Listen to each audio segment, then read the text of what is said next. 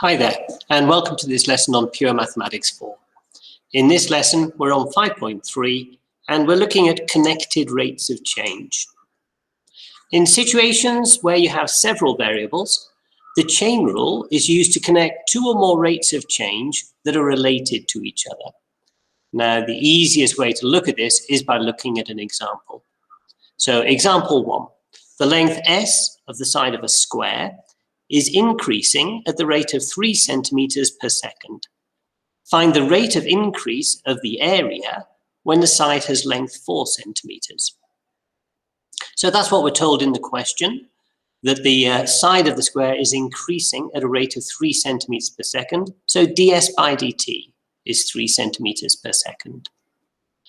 And we're asked to find dA by dt. Now, when they say the rate of increase of the area, you can assume that they mean the rate of increase with respect to time, unless they say otherwise. So dA by dt is what we've been asked to find.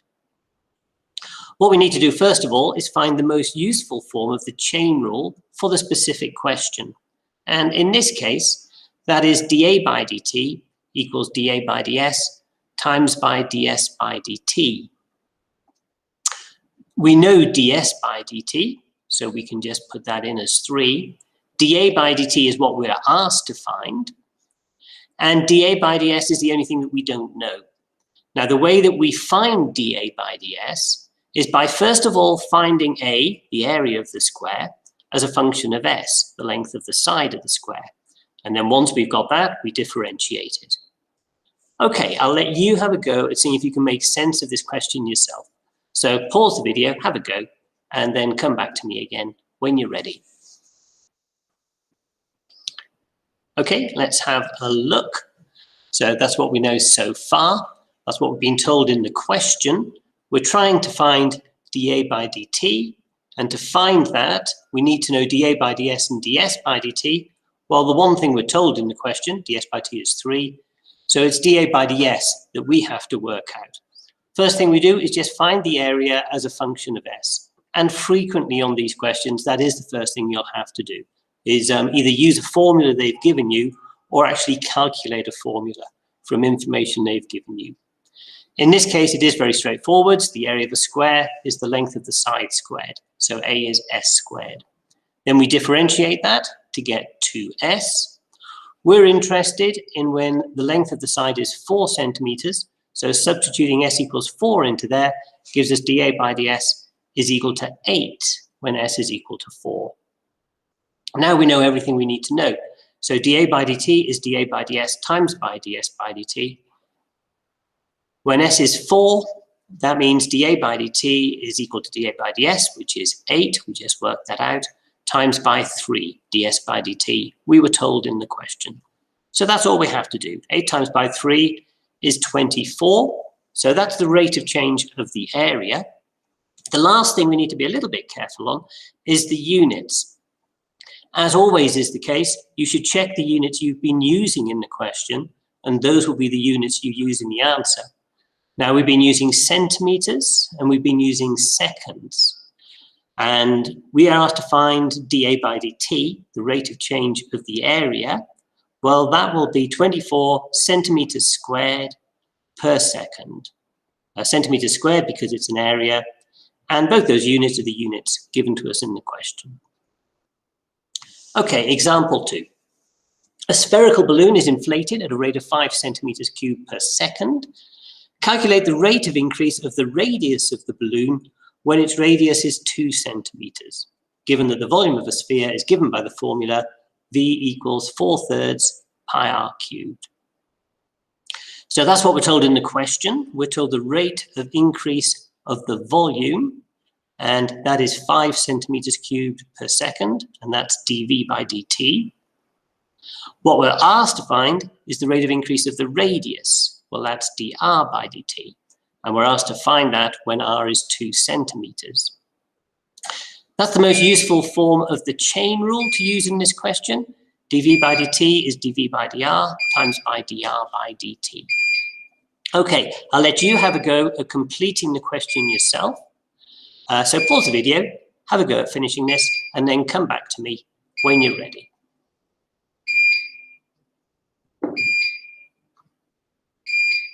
Okay, let's have a look. So that's what we've been told in the question, the formula for the volume, dV by dt. We're trying to find dr by dt, and that's the form of the chain rule that we're using. Rearranging that, because it's actually dr by dt that we want to know, and dr by dt will equal dv by dt divided by dv by dr when we move that to the other side. We're given the formula for the volume of a sphere, 4/3 pi r cubed. We can differentiate that formula with respect to r, and that'll give us dv by dr is equal to 4 pi r squared. When r is equal to 2, dv by dr will equal 4 pi times by 2 squared, and that gives us 16 pi. So when r equals 2, it's dr by dt we've been asked to find. As we said up here, that's equal to dv by dt divided by dv by dr, but both of these things we know. So dv by dt is 5, given to us in the question. dv by dr, we've just worked out. That's 16 pi. So the answer is 5 divided by 16 pi, and it's the rate of change of the radius with respect to time, so it'll be centimeters per second. Okay, sometimes you may be asked to construct a simple differential equation yourself from information given in the question. So for example, the rate at which the volume of water in a barrel decreases as water pours out of a leak in the bottom of the barrel is proportional to the height of water in the barrel. And then what we're asked to do is write down a differential equation for the rate of change of the volume of water in the barrel. Well, we'll let V be the volume of water in the barrel. We'll let H be the height of the water in the barrel. And this is what we're told in the question, that the rate of change of the volume, dV by dt, is proportional to the height of water in the barrel. And that little symbol there means is proportional to. So you'd read that as saying dV by dt is proportional to the height h. Now, if one thing is proportional to another thing, you can always say that the first thing is equal to a constant times by the second thing. So we'll write that down as dV by dt is equal to minus k times by h. Now, k is a constant, a positive constant. The reason for saying minus k, it's really just a reminder, as much of anything, that the volume of water in the barrel is decreasing. So the minus there just lets you know that the volume is decreasing with respect to time. And that's all they're asking for. That would be the differential equation. And then the question may ask you to take that forwards. Okay, example 4. A gold ingot is heated inside an oven. The ingot is a cuboid with length 3x, width 2x, and height x centimeters. If A is the surface area of the ingot and V is its volume, now we're going to be asked to find 3 things, but we'll do them one at a time. First of all, find formulas for the surface area and the volume of the cuboid in terms of x. Now I'll let you have a go at doing that. So the surface area is made up of 6 sides. They come together in pairs which have the same area, where the pairs are opposite each other, and the volume, you should remember how to work that out. Anyway, I'll let you have a go at doing this yourself. Pause the video, come back to me when you're ready.